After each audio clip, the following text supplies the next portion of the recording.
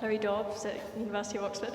I think that the Westminster bubble, as we may call it, often massively overcomplicates what really matters to voters. So my question is, what do you think are the key things that the Conservative Party can do and should do over the next few years if they are to win back the support of voters in the North? Yeah. Well, I think fundamentally to actually give people what it is that they vote for when they vote for you, right? It's sort of, and I don't mean to sound too melodramatic and get out the world's tiniest violin, but it genuinely makes me personally lose faith in politics by watching people like my family, right, that have voted Labour for most of their lives, but in this one instance, they said, right, Boris Johnson's speaking our language. Boris Johnson is going to ensure that we get what we voted for as far as Brexit's concerned.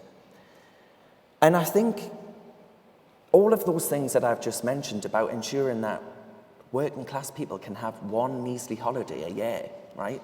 It's prohibitively expensive. It's going to be made prohibitively expensive because we're shutting off avenues through the pursuit of net zero. We're talking about blackouts in Britain in 2022.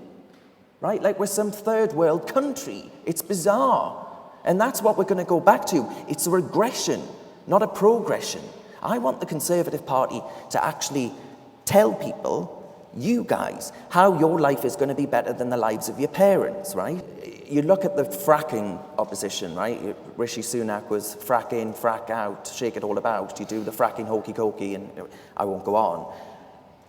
But I found that really depressing, and I think it said a lot about the Conservative Party, not just about the fracking in and of itself, but about the way in which it's now no longer saying we are the party of business, because it said in its opposition to fracking, well, there isn't a business case for it. Well, I don't know about any of you, but if there's no business case for it, business won't do it, right? That's how market competition works.